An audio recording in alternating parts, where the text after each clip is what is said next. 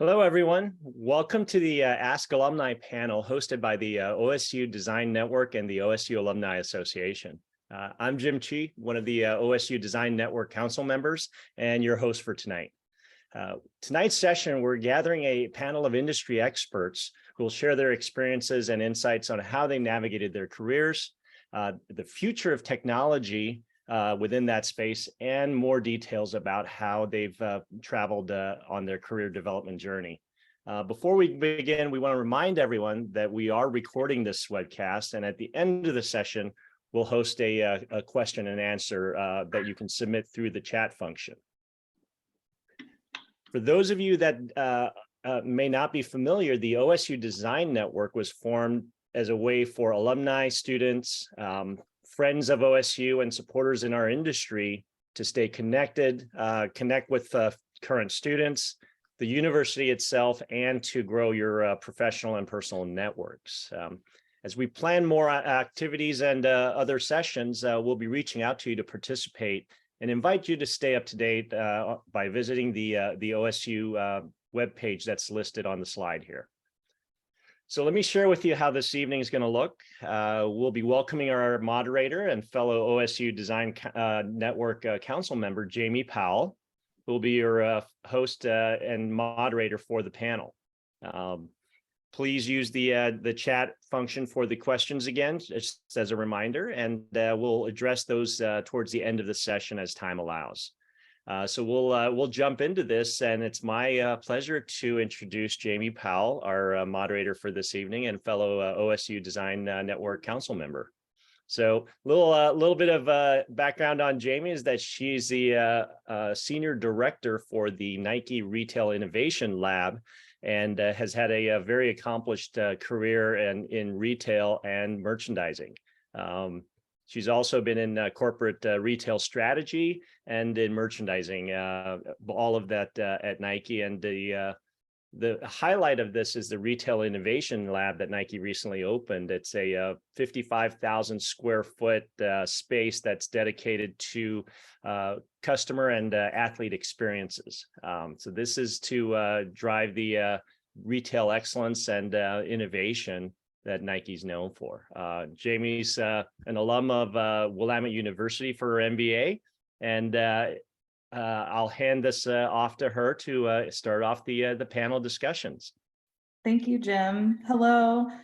It is a pleasure to be with you all this evening. We have the Oregon State University community, as well as businesses represented by those online tonight are Nike, Adidas, we have Kroger, Fred Meyer, Outdoor Research, Google's here, and DGTL. So really excited to have you all here with us today as we talk about future industry. What I want to talk about here when I say future industry, and this was an idea that we had kind of together in the background thinking like, where are we going as we sit across our design network and we touch on graphic design and apparel design and merchandising management. Where do we think trends in our industry are going? And I really wanted to dig into this a little bit deeper with our panelists that are here today to support us. And what I want to talk about here is, consumer and technology are moving faster than ever in a time where everything is easier to obtain. We're faster to the market. Impact and views are king. We, across the apparel and design industries, we're looking to advance, enhance, and exceed consumer expectations like never before. We literally see VR, AR, AI, 3D printing, from apparel to even cars. Technology is everywhere our consumer is. And I was sourcing articles looking deeper into this, and I found sourced from an EY.com article, how technology can drive transformation in retail. Consumers expect more than ever before. It's time for businesses to maximize technology to evolve for the future. In brief, the article states, retailers must prepare for a hybrid future with consumers seeking the best of both worlds between physical and online shopping. And adopting emerging technologies will help them transform their value propositions in line with the 3 I's: invisibility, indispensability, and intimacy. So it is that with that, I really wanted to spend some time with this group and our industry leaders to in conversation about how our panelists find inspiration, how they think about incorporating technology and innovation into their products and ideas, and as a bonus, hear about their incredible paths to where they are now and what they've learned along the way. So with that, I'd like us to learn a little bit more about each of our panelists. So I'm going to do a brief, quick bio as well as I can, and then I'm going to start to ask a few questions from our esteemed guests. So James and Pamela O'Kane are here representing Future Digital Executions in Technology and Retail.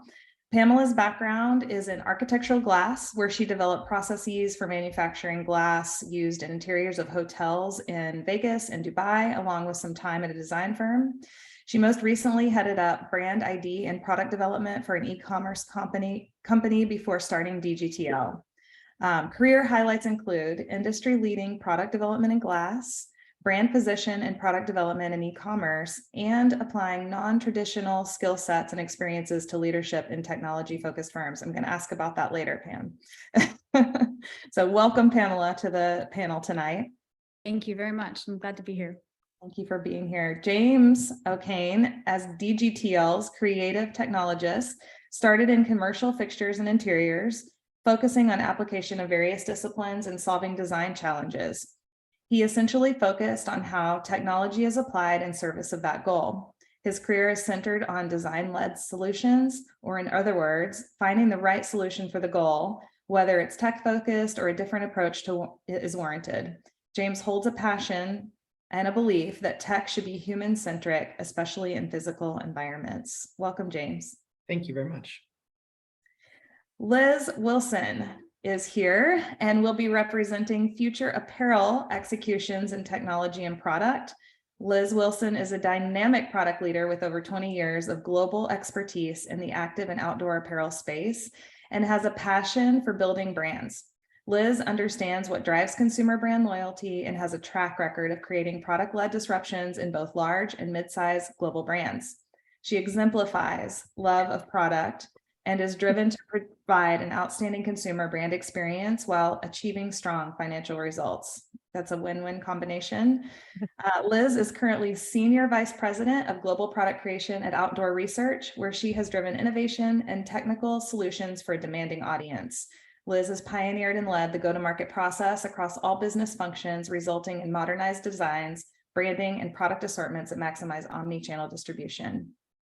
Liz holds a BS in merch management from Oregon State University, go Beavs, and now sits on the board of advisors for merchandise management program, assisting with curriculum, mentoring students, and providing real-world examples through classroom guest teaching. Welcome, Liz. Thank you. And last but not least, we have Jackie Farrar here with us this evening, who will be representing Future Build Executions and Technology in-Store Experience Design.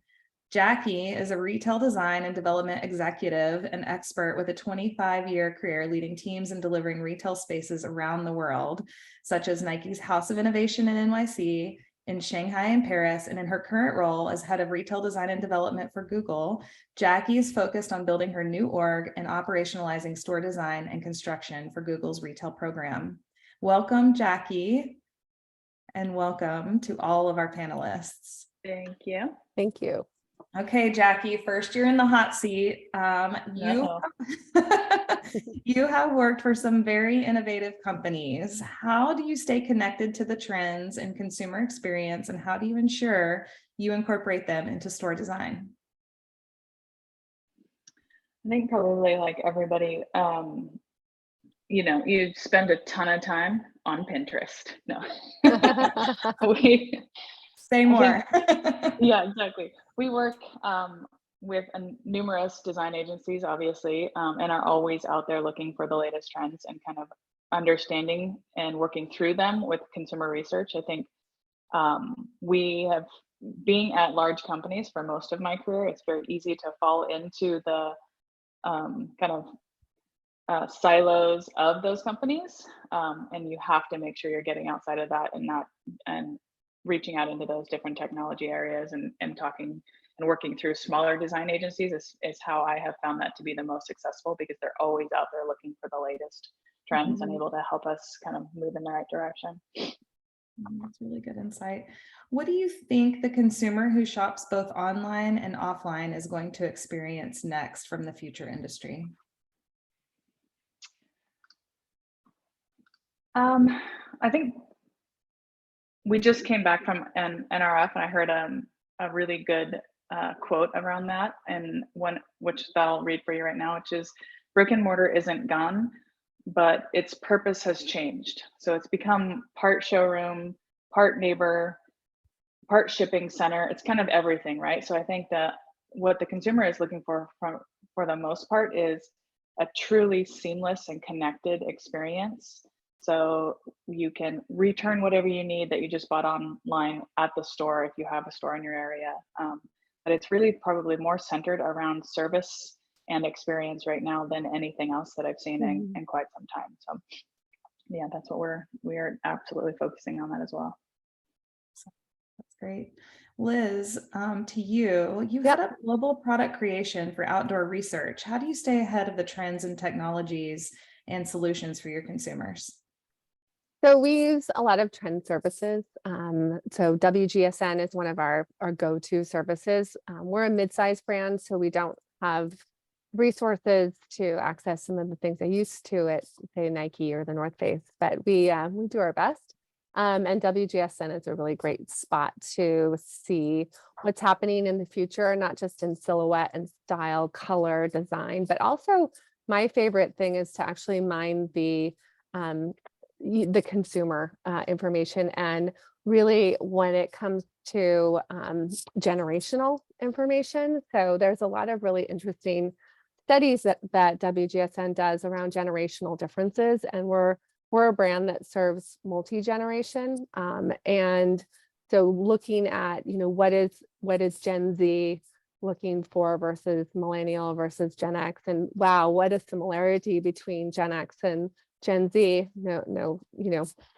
No big surprise that they're child and parent in most cases, and so really looking at what is important to that customer, and it might seem that we use a lot of technology, but we use some technology and some just real world knowledge. The other thing that we use is our athletes, our consumers, and what are they telling us they need? So one of the things I love to do is get onto blog sites and chat rooms and just be a mole and spy on some of the conversations that are happening, because some of our biggest changes have happened through watching a conversation play out in a chat room. We use one called PNWOW that is Pacific Northwest Outdoor Women. And it's a huge group of women, about 50,000 women. And I've been on, that's how we actually launched plus sizing, was basically I'm on this chat looking at what's happening and the outrage that our customers couldn't find technical gear to climb mountains, to ski, to climb, just became a catalyst for us to make a huge change in the outdoor industry. So sometimes it's just watching a conversation unfold online. Yeah, it doesn't have to be that hard. It doesn't have to. Yeah.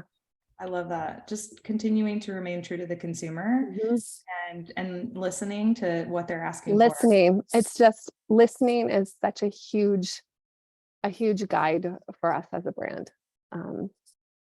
They will tell you, if you ask them, they will tell you what they want. Well, that leads me to my next question, which is really, what do you think is the next big unlock in the apparel industry? I wish I could say it's this huge technological platform, but I'm not going to say that, because the apparel, for all the people listening, apparel is like still in the dark ages. We are starting to use 3D modeling. We are starting to use, and bigger brands are far further than others, depends on the size of your brand. So I think one of the big technology changes is trying to eliminate samples. So for brands who are wholesalers, one of our biggest expenses and a big polluter is samples. If you think about, we ship thousands, hundreds of thousands of dollars of samples back and forth from Asia to the US to our sales reps' hands for photo shoots, et cetera. And so if we can get rid of those samples by using 3D modeling, it saves a ton of money for the brand. And I think that other big unlock for the apparel industry is sustainability. And we are going through some of the biggest regulatory changes that the apparel industry has ever seen. And it is causing a lot of unrest, but it's also pushing us further faster than we would have ever done on our own. So I think, thank you, California, for forcing us to change. But I've never seen this industry change as fast as we're changing right now. Yeah, I agree. I mean, faster even than we've ever, just heads are spinning in terms of like not only what we're doing to provide better services, products for the consumer, but what we're doing to better our place on the planet. Absolutely. And had we not, we were moving in that direction anyway, but had we not been forced to make that change by a certain date, I think it would have strung out a lot longer because, it's hard to change. It's hard to do systematic changes across the board. But having the entire industry do it together, ensures that we hopefully learn from each other. We're not a very sharing community. Love that. We're going to get there. I know it. Absolutely. Pamela, I would love to hear you tell us more about DGTL. What kind of innovative solutions do you provide your accounts currently? And what are you thinking of in the future? Yeah, absolutely. So our kind of elevator pitch is we create dynamic, engaging moments through thoughtful integration of technology and materials. And what that really, instills is we're really focused on human-centric design. So it's not about, what's the most flashy or the most innovative tech, but what's really going to solve the goals for the creative. How are we going to make a experience that when a consumer comes through is really going to be engaging and memorable? So we really focus on very custom solutions. How can we create the right solution for the creative goal?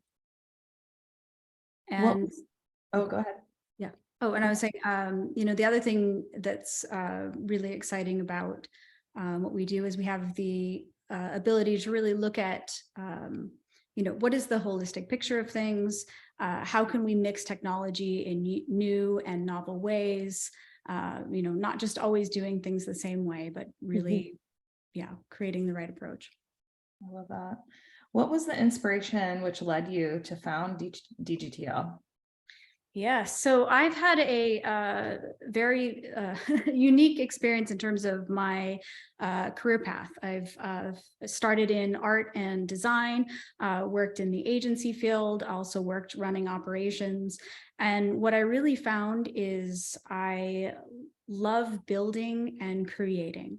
And one of the things that's really exciting about technology is its ability to create really dynamic moments and build something that's really impactful for individuals. So putting that all together and having something that was challenging and engaging and building something new.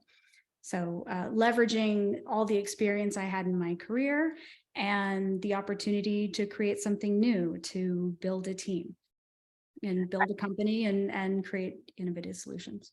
I love that. I bet there were some road bumps along the way. Yes. Yes, indeed. I mean, it's one of the big things is it's not a linear path, right? So I started in art and went into agency and creative, and through that process learned quite a bit. And in terms of starting a new company, there's an incredible amount of challenges that come with that, right? In terms of building and supporting and growing a new team, and then also making sure that we're creating an amazing culture, and also that we're creating an industry and a company that is going to serve our clients' needs. And so all of those challenges, putting those all together is it's pretty incredible. Yeah. How do you stay ahead of companies you supply solutions for? And I know that you work with some pretty innovative companies on their own right. How do you stay up on evolving trends and ensure that you're always kind of like raising the bar for them? Yeah, so one of the most effective methods that I found is we've really built a culture of sharing. So I'm very lucky. I have a team with a lot of different viewpoints and skill sets and also interests. So we really share, different things. So like, for instance, our developer is very interested in gaming. So he's always sharing things in terms of what's going on in the gaming field. I have another developer that's very interested in robotics. I have another designer who's very interested in footwear trends and clothing. And so through that culture of sharing, we're always sharing our LinkedIn, things that we're seeing or things on social media. We're having those conversations. We're all engaging each other in terms of what we're seeing, and having those conversations is incredible because things are changing so fast these days. And to be able to keep up on everything that's going on is very difficult. But if you surround yourself with a team who's got different viewpoints and we're all sharing, there's so much amazing things that can happen from those collaborations and those conversations.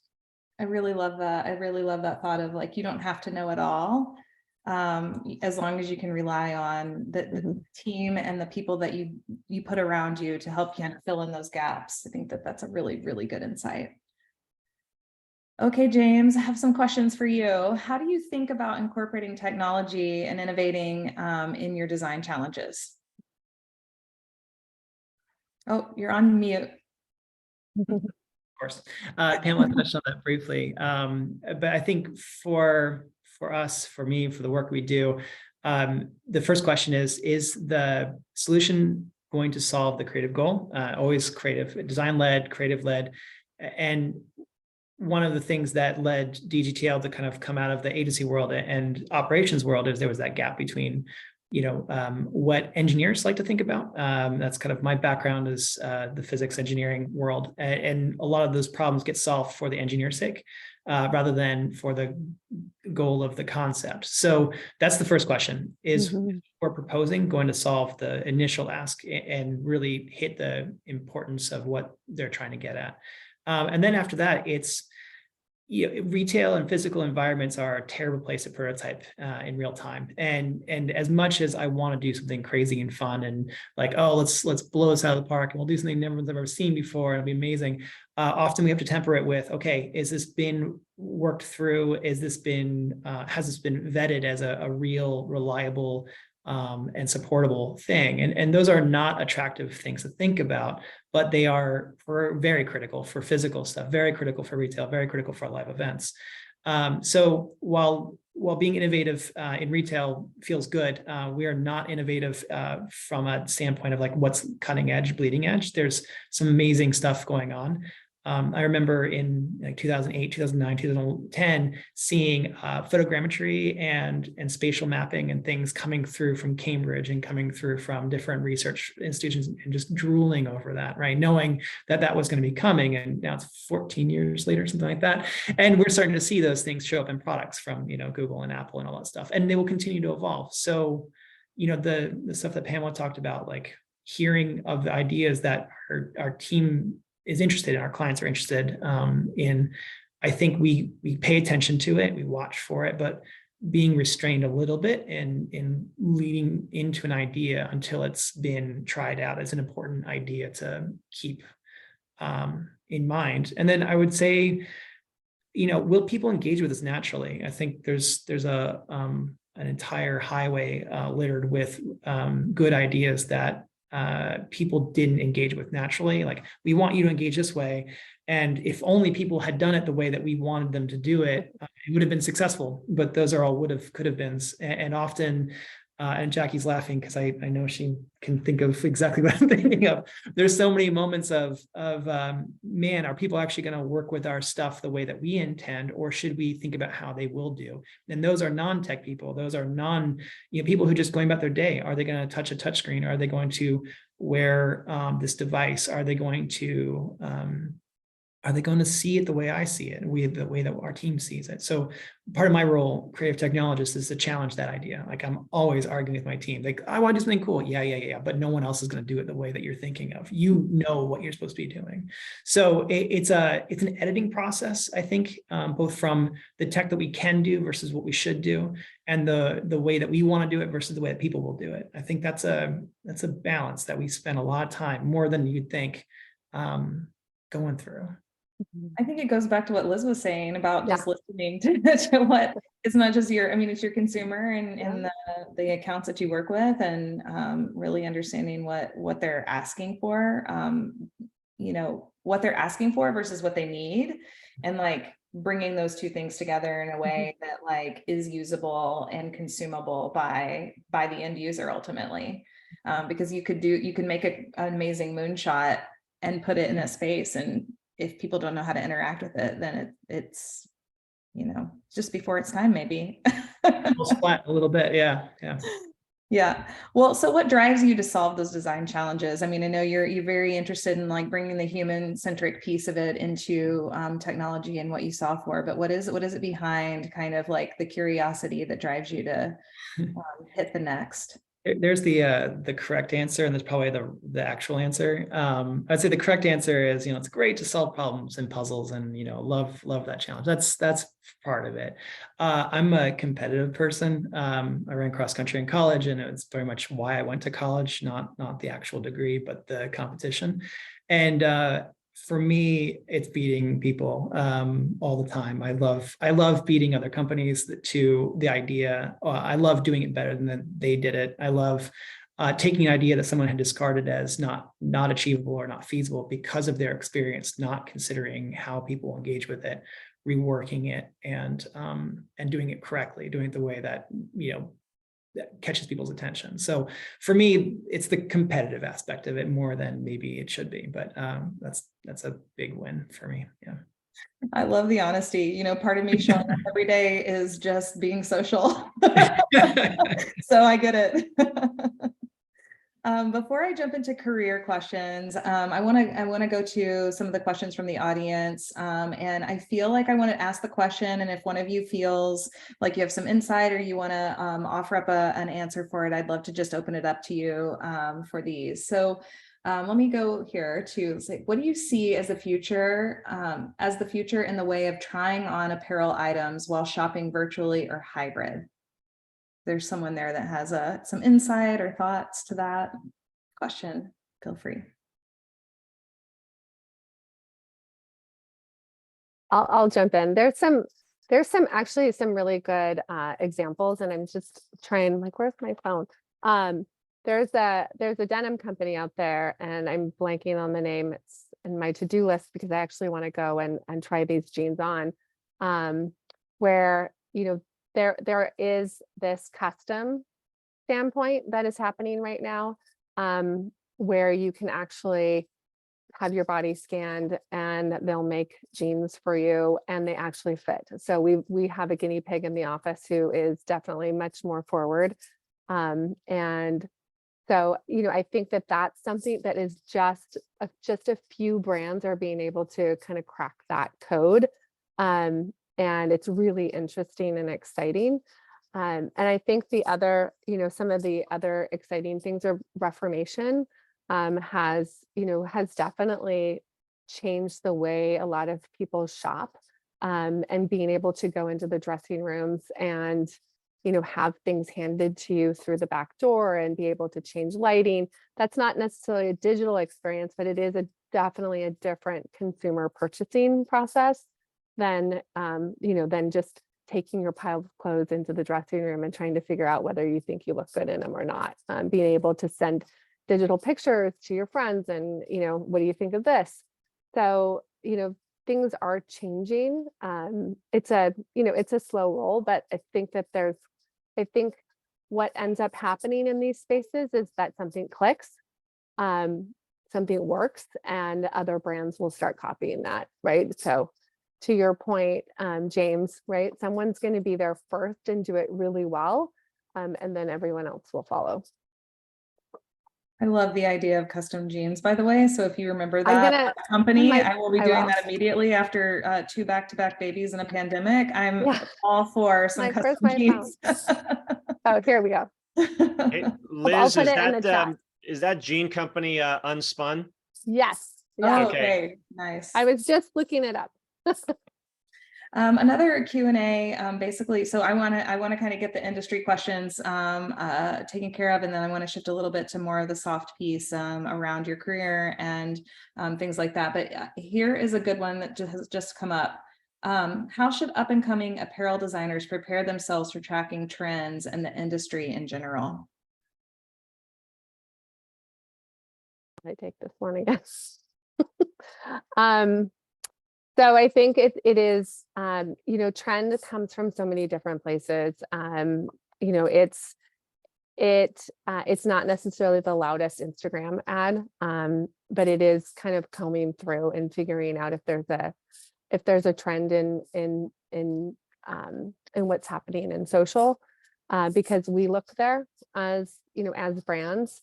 If you can get into WGSN, if you have someone who has a login, if your school has oftentimes your school has logins to some of the trend services, I would say use those. They're very good at mining some of the silhouette and materials and color.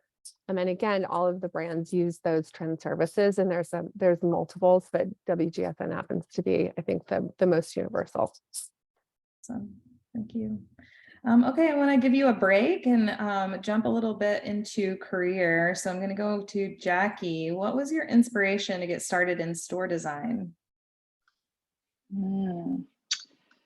Well, that wasn't my inspiration. My plan was to be an architect and design custom homes. I grew up on a construction site. My dad was a contractor, so I've been doing this since probably I was 10 years old. And my inspiration to become the designer was I was tired of doing all the sanding work that he made me do. No one likes that. So, no, just growing up on a construction site, my whole family's in construction. And like I think Pamela mentioned it before, hands-on and being able to build something, just really, I found a love of it, and I have been, drawing and sketching since I was a kid. So I just kind of married up those two things and thought, yeah, I want to be the one standing on site and having this vision come to life, versus the one actually putting it all together. I've been lucky enough to be able to do all of those things. And I, do love being back on site, and people freak out when I dive in and start helping put fixtures together. And they're like, you can't do that. Don't touch those. But yeah, that's kind of where I started. So. Well, I feel like you're still doing that every single day. It might not be for your dad. Yeah, I do. Yeah, I still love it for sure. That's amazing. So what advice would you have to give industry professionals or students looking to jump into a career in retail design? I think probably what the last thing I just said, you have to love it. I think you have to figure out what you are truly passionate about, and turn your hobbies, if you can at all, into your career. You don't feel like you go to work every day. You love getting up and being able to, basically, I feel like I get to play all day long. So I think that's, I just had this conversation with my son where he was trying to figure out what he wants to do, what college he wants to go to. And he keeps trying to force himself into some engineering thing because he's a smart kid, but he's an actor. He loves theater. He gets all excited about it when he's talking to me. I'm like, that's what you need to do. Don't have anybody else tell you can't do it. That's your passion. Go do that. So I really love that you brought that in those conversations. You and I had that conversation the other day, and I just keep thinking like what lights you up whenever you feel that feeling, like that's the thing that you should be leaning into. And that's just such great advice for not just your son, but for our industry professionals here tonight and our students watching. So thank you for that. I want to switch back to Pamela. You had an unconventional background, shifting into kind of where you are today. And I think, you know, and I think similar to Jackie, like starting with sanding in a shop and now creating like retail design and innovation in New York and Paris and now Google Retail. I mean, I think like, you know, what advice would you have, Pamela, for those unsure of where they fit in their field or really how to kind of find their footpath along the way? Yeah, absolutely. I mean, I think the first thing is that, you know, the path isn't always linear and it's not always a straight line. You know, I thought, you know, early on, I found my passion was art and I got into glass art. And I thought that was what I was going to do. And I actually got a career and an amazing opportunity in glass art. But I realized that what my true passion or my true purpose or the thing, you know, you were talking about, and Jackie, you were talking about this too, about the thing that energizes you, the thing that truly gives you a sense of purpose and what's significant was deeper than that.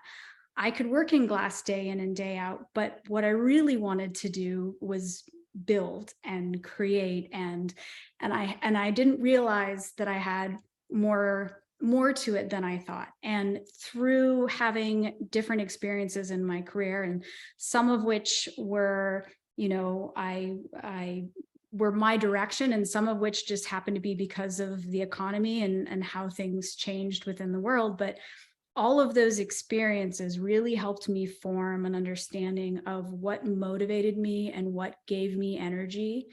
And that was the key to me. And I thought it was going to be simple. I wanted to make glass art, and it was so much more than that. But I had to take these different steps and experiment and be in different careers and talk to different people to really fully form that. And yeah, that would be my biggest thing is like, it's not linear and you don't have to always know what you're going to do. You'll learn as you get more experience, and you can refine and you can use those skills that you've learned in prior positions to continue to evolve your career. It doesn't have to be linear. Yeah, I love that. I always think of it in the sense of like moving the goalpost. Like maybe I hit this goal or I took a turn and as long as I stay flexible, that goalpost can just keep moving, and you know, the knowledge just enhances. And then you find yourself where you are and you're like, wow, that wasn't linear.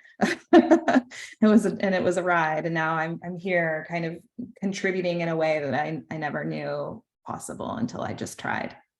Yep. Pretty cool. Liz, as SVP of Global Product Creation, how did you get your start? I would really love to hear your path to this role and what inspired you to jump into a career in product. You know, I came out of Oregon State, out of the merchandising program when it was in the School of Home Economics, which I'm still bitter about because now it's in the School of Business. So it's great where it should be. But you know, it wasn't a straight, it was not a linear path. It was and it wasn't. You know, there wasn't a path of a merchant back then. There was no merchandising function. In fact, I think the second class of merchandisers at Nike.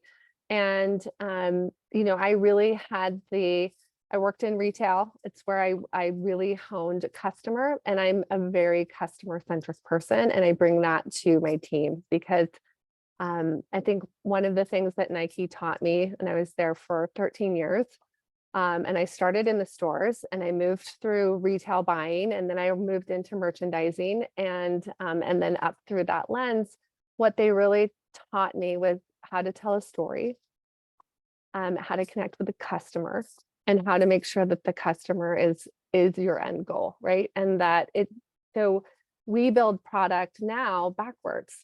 So I challenge my team to say, I don't want to know what the shirt is. I want to know what the experience wearing that shirt is going to be. Like, what are you doing in that shirt? Why are they buying a shirt? Why do they need this shirt?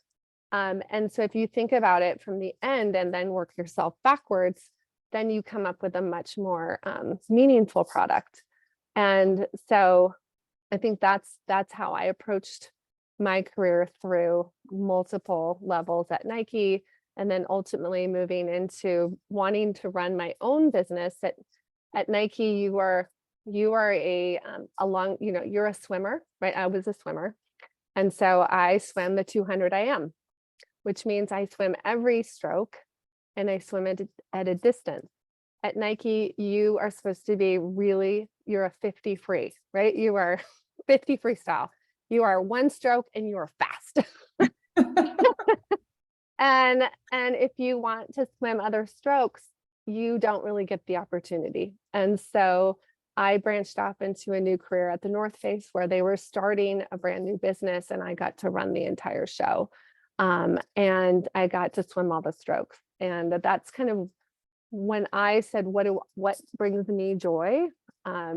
What brings me joy is getting to work on different aspects of the product, right? Not just the merchandising aspect, because that is my passion. That's what I'm really good at.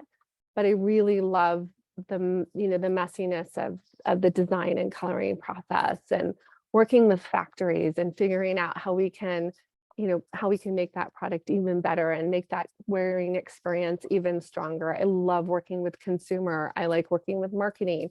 And so when you figure out what brings you joy, you just start leaning into it, and figuring out what you're really good at, but what brings you joy as well.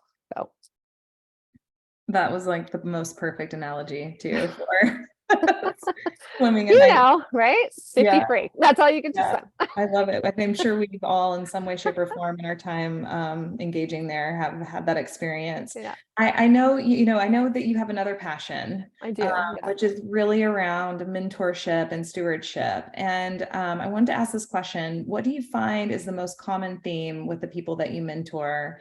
And what advice would you give anyone looking for a formal mentorship? Mm-hmm. So one of the things that I lacked growing up in this business is a mentor. They didn't really have them, at least not for women. And you at Nike, you looked for your sponsor, right? Who is that sponsor to kind of help shepherd you through the complicated dynamics? But there wasn't necessarily a mentor. And so at the North Face, we started working on this program, and it later turned into Camber. So Camber is a wonderful organization that builds leadership in the outdoor industry, focused primarily on women, although they are branching into multi-gender. And as a senior level female, I think mentorship is so critical to bringing people up into the organization, helping them work through the hard questions. And I think that the hardest step is the first step, right? It's signing up, it's being vulnerable, it's asking, it's raising your hand and saying, would you be my mentor? Or if you're looking into a formal program, taking that scary step of sitting in front of a person or on a screen with someone and saying, I need help. What should I do in this situation? Or what does this relationship look like? How does it work? Right. And I think that with so many new people coming into, especially a formal mentorship, it can be really, it can be scary, right? It can be a place where you're not sure, like, what should I do? What are the questions? I don't know what I'm supposed to ask. And I think that if a person comes into a mentorship program or even just a casual mentorship program, I think the most important thing is that the mentee owns the relationship.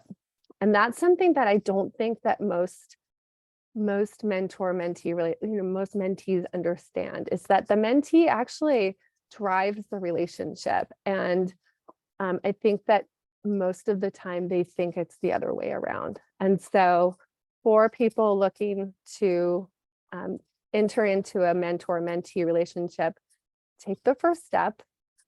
You'll find that most people who are interested in being a mentor are really excited and flattered and want to help. I mean, they really do. Most people want to help you. And if you are vulnerable, if you come prepared, if you have a good understanding of what you're hoping to get from that relationship, and you come consistent, then it'll work itself out really well. I love that. That's something that I've learned in my career, in terms of driving that mentor-mentee relationship, but I've literally never heard someone say that before in terms of the mentee taking it on for themselves. So I don't know, on behalf of everyone watching, thank you for saying that. You're welcome. I think that that's probably a light bulb for many people on the call today. So I really, really appreciate that. Yeah. James, I'm going to shift now into the Q&As. We just have a few more minutes and I want to bring Jim back to wrap us up, but I thought this would be a really good one for you. Do you have any advice on keeping your mind creative and how to keep bringing good design ideas to the table? You're on mute again. Step one, learn to use the mute button. Step no, I saw that, and actually, I love that question. It kind of just to echo what I think Jackie said, Pinterest, just hit Pinterest. Generally, it's the same idea though, right? And it's been echoed through everything Pamela and Liz said as well. It's consume ideas constantly. You can't sit still. You can't wait things to happen to you. And I say this as a generalist, and I say this fully recognizing that there are amazing specialists out there, but I am busy consuming cultural ideas, what's going on, what our team members are doing, cross-functional, discipline, all those things, the stuff that Pamela mentioned between glass and e-com and retail. Those intersections of ideas create new things. And when technology is applied to situations, almost always for us, it's applied in a way that hasn't been done before or was not the way that the technology was conceived of in initial setting. We're taking that tool set and applying it to new problems, which is what design is fundamentally. So if the question is, like, how do you keep your mind sharp? It's being open to using the things that are out there in a new way, and then to constantly seeking out what's going on in culture and society, because that informs where people will apply your solution or how they'll approach your solution, which goes back to an earlier topic we talked about. So consume culture, consume ideas, engage with people around you, talk to your mentors, talk to your coworkers, talk to people you wouldn't normally talk to, and just force yourself into situations that are uncomfortable. It's the best way. Thank you, James. That was an absolute awesome way to end kind of the Q&A portion. Jackie says travel, travel, travel. I want to let you all know that my time here tonight has been enhanced by your experience and your insights into the industry, as well as your career. I'm like looking at all of you with like big heart eyes right now. I just appreciate the time that you've given us and the time that you've given our students and industry professionals. I know it's not easy to pull away from your real life, especially in a snowstorm. So thank you so much for coming tonight and sharing your amazing careers and advice with us. So I'm going to actually pass it back to Jim, and I think he's going to help wrap us up for the evening. So thank you, everyone. From me, please be well, and we'll see you on the next one. Well, hey, before we wrap up, since we do have a few extra minutes, we do want to address a number of questions that have come in. So whoops. I'll go ahead and, I've been monitoring our Q&A box and our chat. And so we got a number of things that have come in. And I think, Jamie, if I pose the question, maybe you can assign it to our panelists who might share a perspective on this. So, okay, rapid fire. Yeah, a little bit of that. So we've got one of our set of psychologies. What advice would you give a design student who wanted to have their own apparel brand? Any different ideas for the future compared to what's already been in the industry?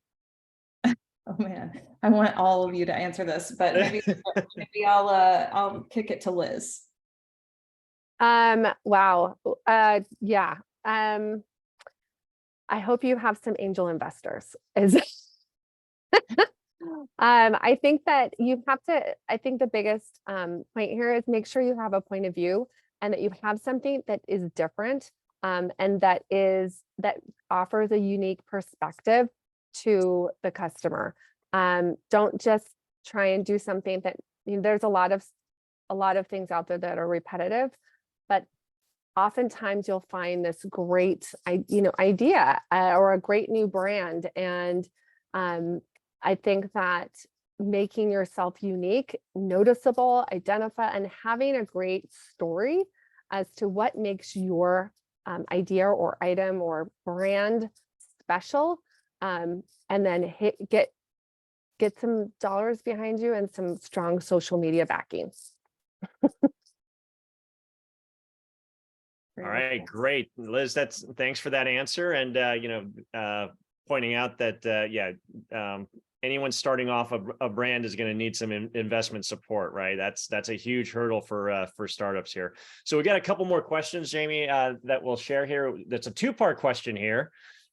How do you balance the need for creativity and innovation with the practical considerations of cost and production timelines? So again, this is, and the second question, well, let's tackle that first one. And then the second one's a little bit of a different topic. So I feel like James smiled when you read that question, so I'm going to pick on James. Yeah, that's my day every day. How do you balance the resources and the goal? I mean, design is that skill set, and that's what we're studying. Hopefully, everyone here is studying or is a part of that world. I think it goes back to you've got tools. One of those tools is money. One of those tools is time, and you've got to work through your solution and say, does this meet those goals of time and money as well as creative? I wish I had a better answer than this. I'm particularly good at distilling down big problems into small bite-sized chunks, and then assigning those bite-sized chunks to people or to resources that are most efficient at it. So there's a bit of an engineering line of thought there as well. You're trying to maximize for minimal resources, and that the better you can get at breaking apart complex ideas into like what is really there. And not to get too far off topic, but I think that applies to all the things we've been talking about, right? Whether we're talking about designing product, we're talking about technology, we're talking about anything. Why is it this thing works? Why is it culture does certain things certain ways? Why is it this problem comes together in this way? If you can get to the heart of it, the real core ingredients, and you can solve them in individual bite-sized problems, you'll get through it faster and more efficiently. And that's probably the best way to tackle it. Sometimes though, you don't have money. Sometimes you have to guide carefully. And then there's a social aspect of it, of managing expectations. That is a soft skill that I think everyone would benefit from learning. So you don't always get everything you want. And that's the truth of it. Perfect. Hey, this will be our last question here, just being mindful of everyone's time here. I'm going to combine these two questions that we just received into one. When it comes to hiring, how do you become a competitive candidate without prior job experience? That's the first part about this. So this is the chicken or the egg question here. And then another element of that is what are some great ways to get connected into the design workforce? So I think they're sort of related. So one is the network of the design workforce, and the other is like, how do you get a job when you don't have the experience? So we'll leave that as our last two questions here for you guys. Does anybody have anything they would like to share here? I want to make sure that if you have a great idea, please share it. I don't want to pick on somebody and then leave without hearing the thing. Okay. Pamela. No, I would just say we've had incredible success with hiring some people that were right out of school. And one of the big things that stood out to me is, it's not based on your experience, it's based more on your soft skills and your enthusiasm.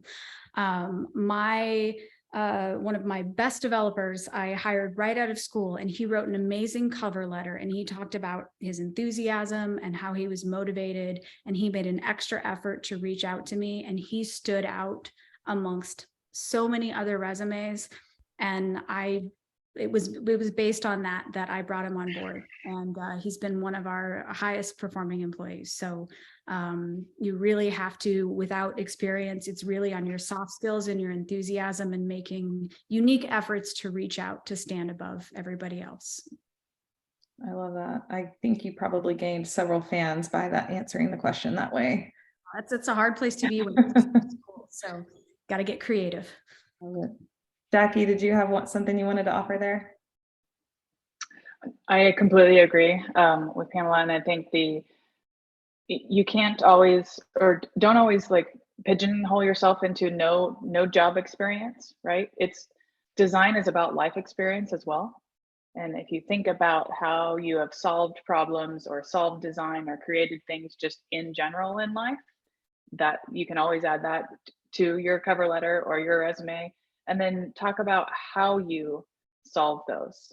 So, you know, we all grew up, our math teachers were constantly making us write how we solved the problem out so they could see how you did it and how you think.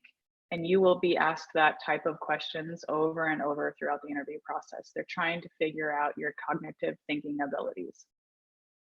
I love it. Thank you so much.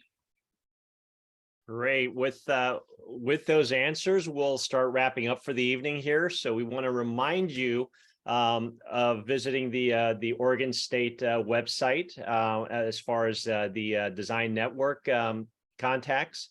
I want to thank all the panelists for sharing their time and then their insights on the industry and for making themselves available to the audience here. Also to Jamie and Suzanne and to Dylan for hosting such a great event. There's information that's available on the slide that you see on screen as far as the Alumni Association and the Design Network. So we encourage you to utilize those. And the links are also being put into the chat panel here. Also, for related to the last question that was posed, everybody here has posted their names on screen. So utilize platforms like LinkedIn for that professional network aspect, especially for the students here. And the last part of this is a platform called OSU Connections. And this is a portal for the OSU community between students, alumni, faculty, and so that's another way to utilize the OSU alumni network and the industry network here. So we want to thank you all for attending this evening. Panelists, thanks for your time and expertise. Jamie, thank you for being such a great host. And we want to just encourage you to look for OSU's Design Network events in the future. So thanks, everyone. And as we close the meeting, you'll see the screen close. And thanks again, everyone.